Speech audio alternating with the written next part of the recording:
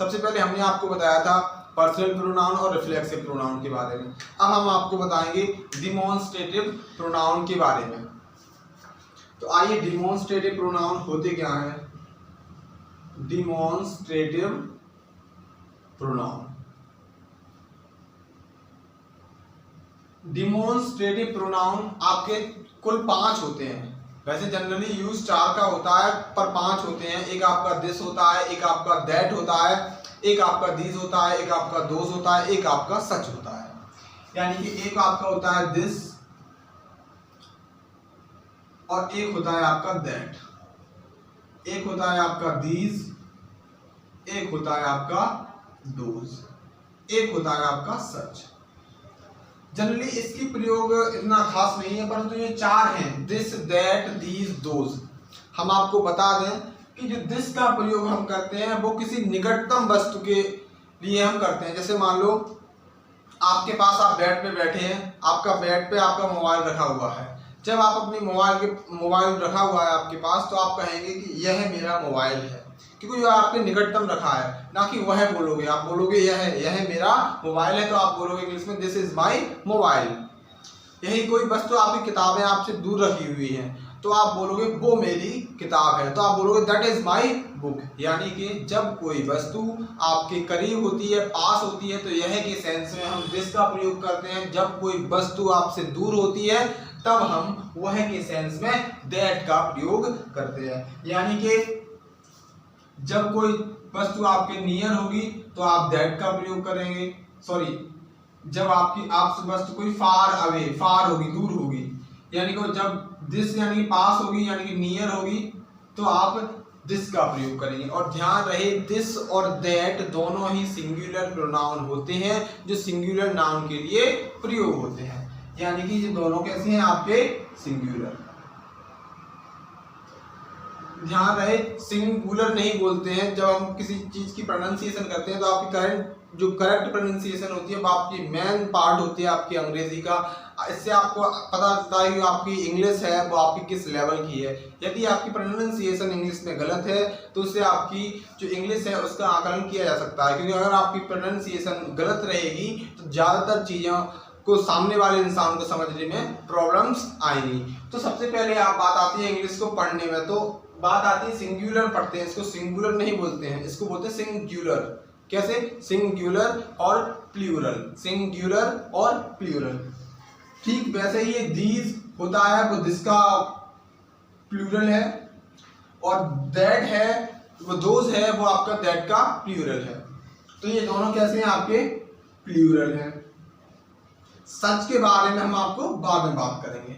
जैसे हमने बोला, जब कोई वस्तु आपके पास रखी है, कैसे रखी है? आपके पास रखी है, तो आप दिस का प्रयोग करते हैं। जैसे हम बोले this is my watch,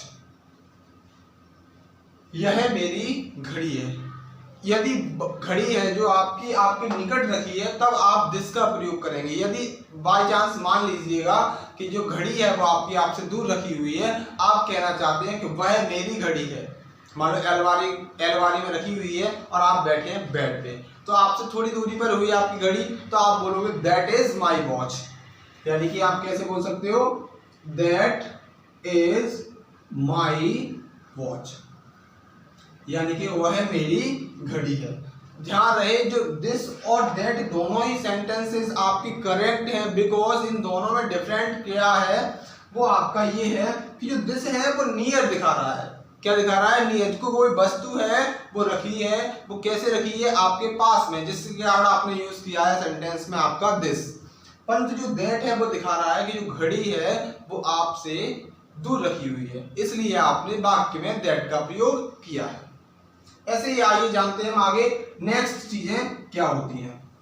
simple सी बात है, आप समझिए, बच्चों वाली चीजें हैं। कक्षा 2 क्लास का बच्चा आएगा और सवालों को करके चला जाएगा, आप मुंह झांकते रह जाएंगे।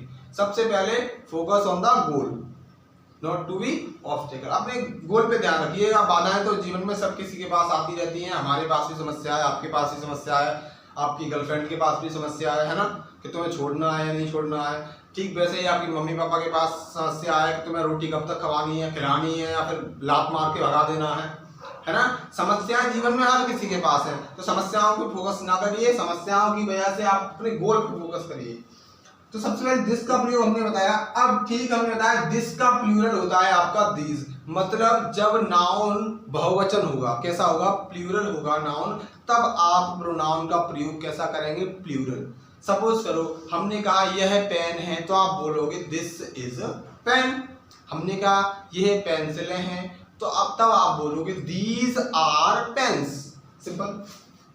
जब यहाँ पे घड़ी एक थी, जब घड़ी यहाँ सिंगुलर थी, तब आपने सिंगुलर प्रोनाउन का प्रयोग किया। जब यहाँ घड़ी सिंगुलर थी तो आपने सिंगुलर प्रोनाउन का प्रयोग किया। वैसे ही जब नाउन आपका प्लूरल होगा, तब आप प्लूरल प्रोनाउन का प्रयोग करेंगे। सबसे पहले कौन सा, जैसे एग्जांपल में हम आपको दिखाते हैं। जैसे हम बोले दीज आर माई पेन्स, यह मेरी पेंसिलें हैं। क्यों? क्योंकि ध्यान रहे जो पेन है वो एक से अधिक है, इसीलिए हमने एज अ सब्जेक्ट हमने जो प्रोनाउन है वो प्लूरल का प्रयोग किया है, ना कि सिंगुलर का। सिंगुलर का अगर आप प्रयोग करोगे तो आपका वाक्य डेफिनेटली गलत हो जाएगा। सबसे सिंपल बात है, यदि आपका नाउन प्लूरल है तो आप प्लूरल प्रोनाउन का प्रयोग करेंगे, यदि आपका नाउन सिंगुलर है तो आप सिंगुलर नाउन का प्रयोग करेंगे। सिंपल सी बात यह है, जैसा देश वैसा भेष, है ना। तो जो पेन है यदि आपका सिंगुलर है तो आप दिस की जगह क्या लाएंगे, दिस। यदि आपका पेन जो है प्लूरल है, एक से ज्यादा पेन है, पेन्स है, तो आप दिस की जगह क्या लाएंगे, दिस। ऐसे ही आप बोलेंगे कि these are my pens. Simple चीजें हैं, इनमें कोई ज्यादा आनाकानी करने की जरूरत नहीं, सिंपल चीजें हैं। एक बार नजर मारो, पट सीधा याद, नो प्रॉब्लम, नो बकवास।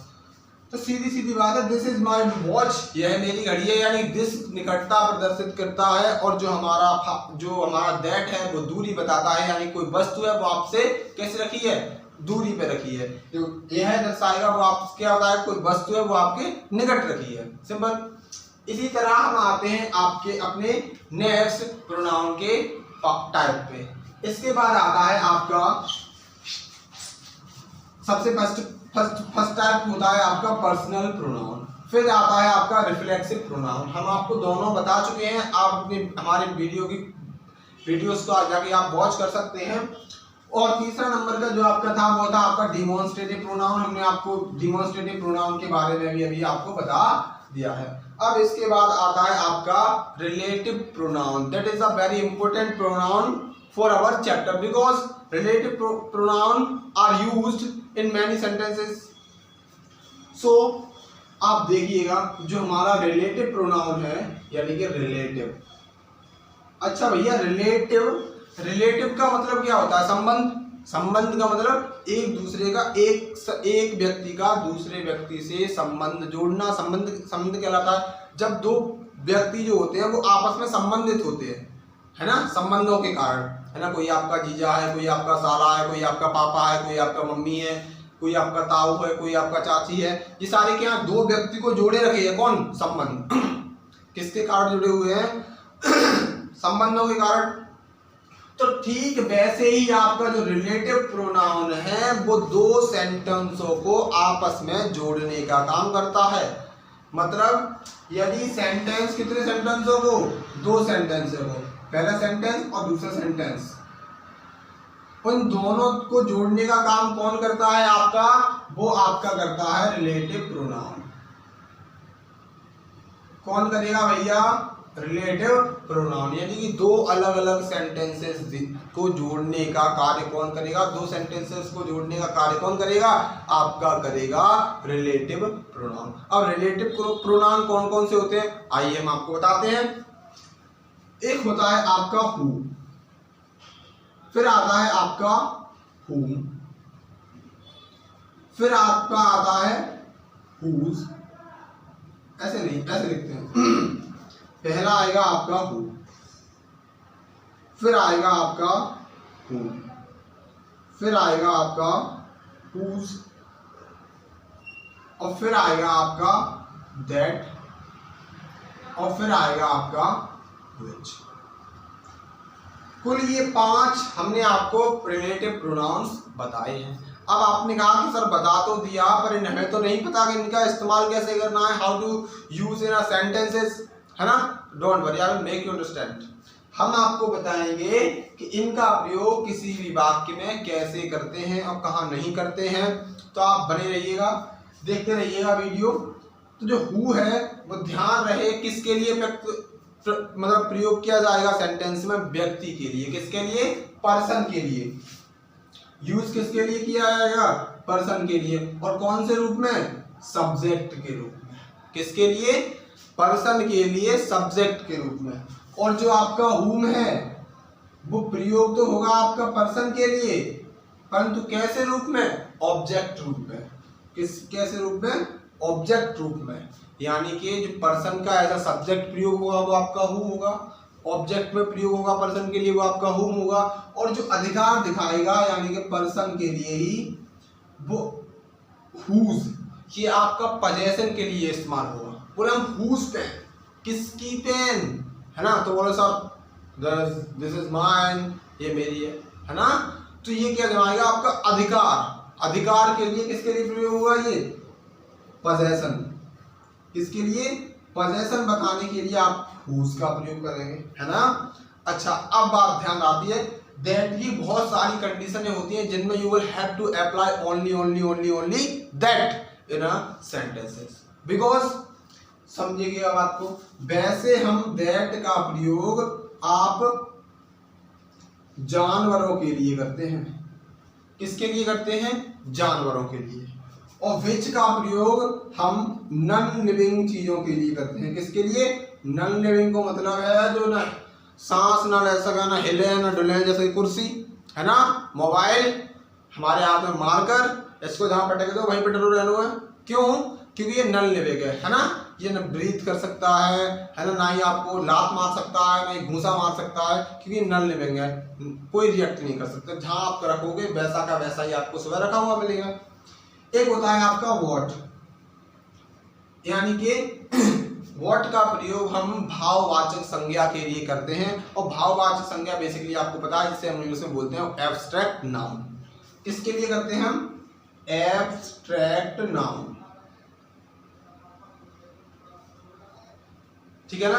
तो कुल आपको हमने 6 रिलेटिव प्रोनाउन बताए हैं। सबसे पहले हमने बताया आपको हु का प्रयोग as a subject for a person के लिए होता है। हुज का प्रयोग एज अ मतलब पजेशन के रूप में फॉर अ पर्सन के लिए होता है। हुम का प्रयोग as a objective case of a person के लिए होता है। देन आफ्टर दैट का प्रयोग फॉर एनिमल्स, विच का प्रयोग नॉन लिविंग, व्हाट का प्रयोग फॉर एन एब्स्ट्रैक्ट नाउन यानी कि भाववाचक संज्ञा के लिए। आइए हम एग्जांपल के जरिए से इन्हें बेहतर समझने की कोशिश करते हैं। सबसे पहले जो हम इसको मिटा दे रहे हैं क्योंकि वीडियो में फिर आएगा नहीं, क्योंकि हमारा जो मोबाइल है बहुत ही कन्या राशि है ना। तो इसलिए हम सबसे पहले आपको हु का एग्जांपल देते हैं। सबसे पहले एक बात ध्यान रखनी है, हम कई सारी आपको बातें बताएंगे सेंटेंसेस के माध्यम से। आपको फुल्ली वीडियो वॉच करनी है और देखते रहना है, चीजों को समझते रहना है, घिसते रहो, किसी दिन तो चमकेगा ही। सीखो इंग्लिश, है ना। सबसे पहली बात है आपकी हु। तो जैसे सेंटेंस हम बोले I do not like the boy who has done it। यानी कि एक बात सुनो आप, सेंटेंस हमने बोला I don't like the boy, मैं उस लड़की को पसंद नहीं करता, who has done it, जिसने ये काम करा है।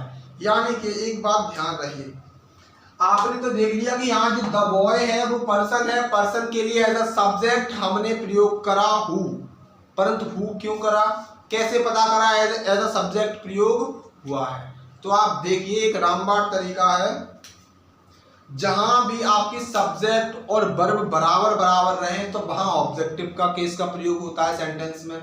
यदि जहां आपकी सब्जेक्ट कम है और वर्ब ज्यादा है तो वहां आपका सब्जेक्टिव केस का प्रयोग होता है। ये दिखाते हैं आपको, देखो एक सब्जेक्ट S1 है ना, अच्छा, और B1, देखो ये क्या है B1, ये तो द बॉय क्या है, ऑब्जेक्ट है ना। अच्छा एक और देखो V2। अब एक बार बताइए हमें क्या करना है, मामला बैलेंस करना है। क्या करना है, बैलेंस करना है। यानी कि दो वर्ब हैं भैया और एक सब्जेक्ट है, यानी कि तो अत्याचार है ना।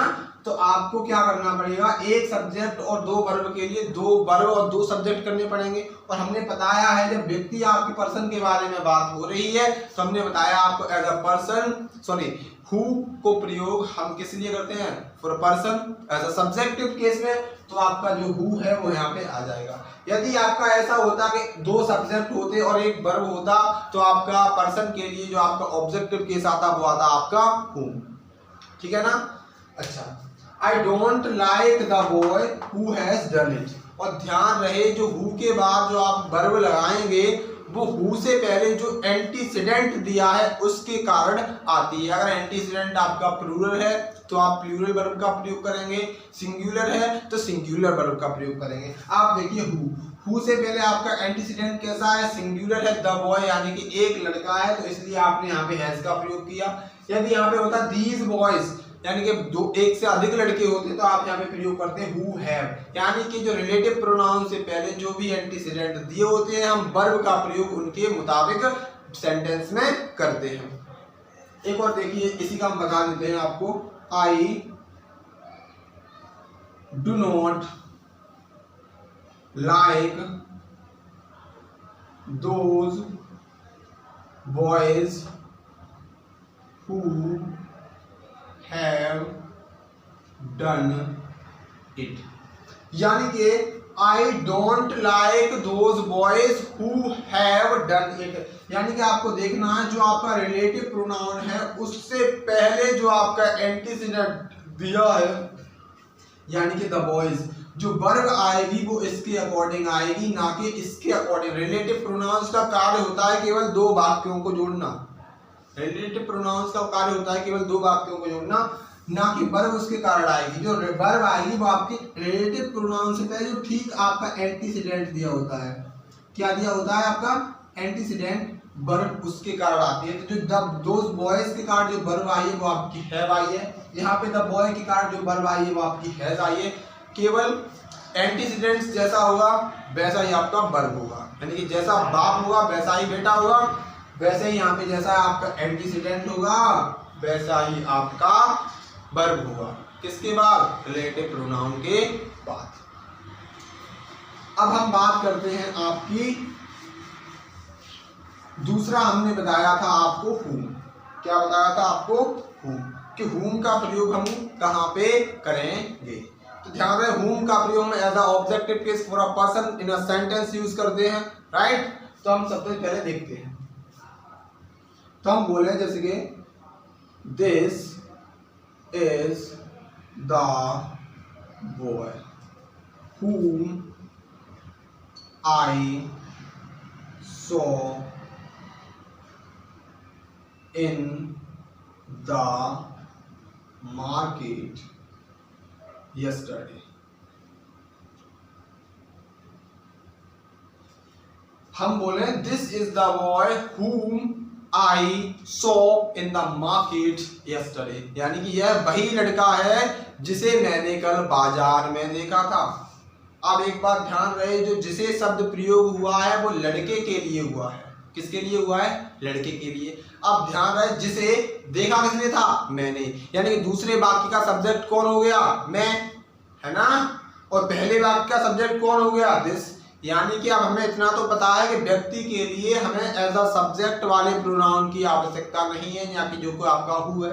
इसीलिए हमने व्यक्ति के लिए जो ऑब्जेक्टिव केस प्रयोग होता है इसलिए हमने यहाँ पे whom का प्रयोग किया है। इसका अर्थ ये है कि दिस इज द बॉय, है वही लड़का है जिसे मैंने कल मार्केट में देखा था। This is the boy whom I saw in the market yesterday।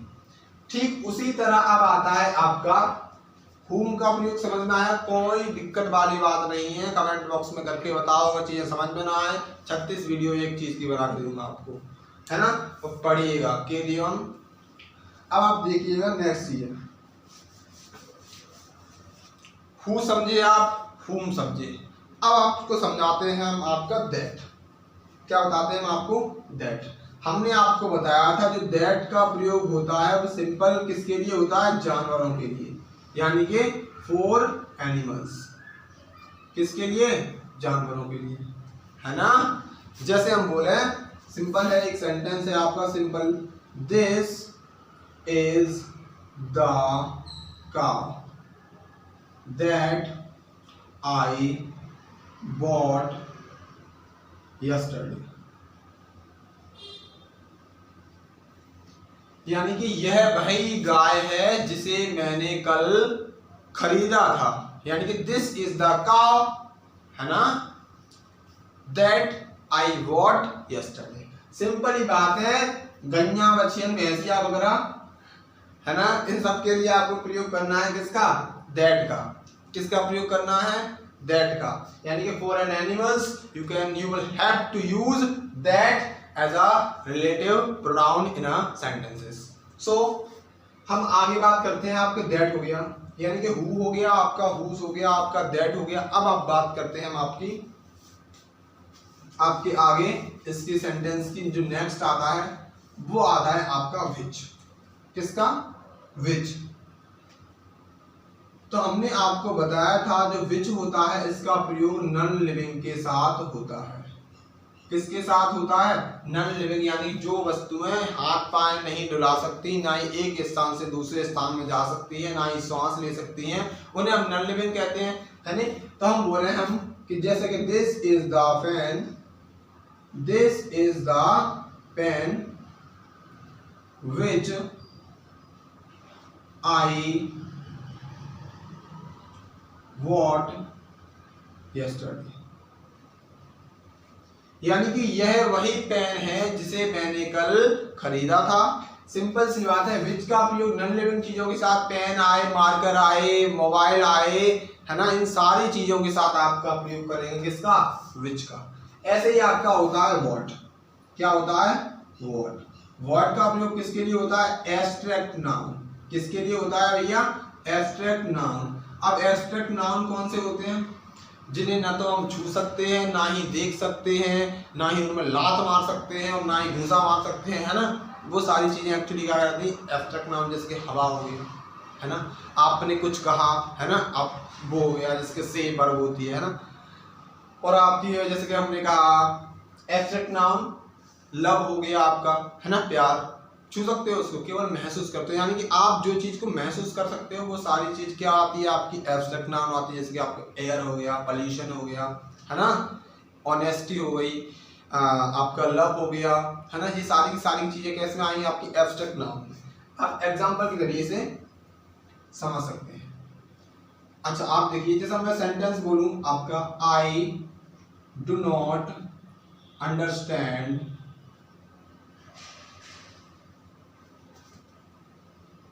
what you say। हमें भाई साहब वो कच्ची चीज पढ़ने नहीं पड़ती जो आप कहते हो, यानी कि सिंपल से इस बात का मतलब है I do not understand what you so. जो तुम कह रहे हो या जो तुम कहते हो मुझे कुछ भी समझ में नहीं आता। यानी कि जो यू से है, यानी कि जो से सेंटेंस में है वो आपका एज अ एब्स्ट्रैक्ट नाउन के जरिए आपका कार्य कर रहा है। इसमें आप जो व्हाट है उसका प्रयोग करेंगे। और ध्यान रहे व्हाट का प्रयोग हिंदी सेंटेंसेस में यानी कि जो के अर्थ में होता है। बोलते हैं सब कुछ मुझे दे दो जो तुम्हारे पास है ना, please give me everything what you have. यानी कि जो के अर्थ में हम जो प्रयोग करते हैं उसे हम व्हाट का प्रयोग करते हैं। आपको एक मतलब देसी भाषा में ट्रिक बता रहे हैं, मतलब वो मुझे सब कुछ दे दो जो तुम्हारे पास है, please give me everything what you have, जो तुम्हारे पास है मुझे सब कुछ दे दो। तो जो के अर्थ में हम व्हाट का प्रयोग करते हैं। अगर आपको एब्स्ट्रैक्ट नाउन ना भी समझ में आए तो ध्यान रहे जहां भी मतलब आपका जो निकलेगा तो जो के हम अर्थ में हम व्हाट का प्रयोग करते हैं। तो सिंपल सी बात है, मैं वो सारी चीजें नहीं समझता जो तुम कहते हो। जो आया ना, तो जो के सेंटेंसेस में मतलब हम व्हाट का प्रयोग करते हैं क्या के लिए, एज अ रिलेटिव प्रोनाउन। और रिलेटिव प्रोनाउन प्रयोग क्या होता है कि दो सेंटेंसेस को आपस में मिला देना, है ना, क्या कर देना, मिला देना, दैट्स कॉल्ड रिलेटिव प्रोनाउन। यदि आपको वीडियो अच्छा लगे तो चैनल को सब्सक्राइब और वीडियो को लाइक करके जरूर जाना, है ना। अब बात आती है आपकी, वो कुछ चीजें हैं वो दैट के बारे में है। ध्यान रहे, सुपरलेटिव डिग्री या द सेम या फिर ओनली या फिर लिटिल या फिर फ्यू या फिर एनीथिंग या फिर एवरीथिंग या फिर नथिंग, कुछ भी इनमें से कुछ भी आए तो आपको केवल उसमें दैट का, इन सारी चीजों के बाद वाक्य में दैट का प्रयोग करना होता है। You have to use that after as superlative degree, the same, only, little, few, anything, everything, nothing and that's it, है ना। इन सारे की सारी चीजों के बाद आपको you have to use that, ना कि हु, हुज, विच, इन सारी चीजों का प्रयोग नहीं करते। इन सारी चीजों के बाद हम प्रयोग किसका करते हैं, दैट के बाद। ये इंपॉर्टेंट कंसेप्ट है, आप इसको चाहें तो आप अपनी कॉपी में नोट कर सकते हैं। अब आप बुद्धिमान जी में APJ अब्दुल कलाम है तो आपके माथे में ये छप गया होगा, तो फिर कोई दिक्कत नहीं है नहीं। तो वीडियो अच्छा लगे तो लाइक करिएगा, सब्सक्राइब करिएगा और सपोर्ट करिएगा। थैंक यू, जय हिंद।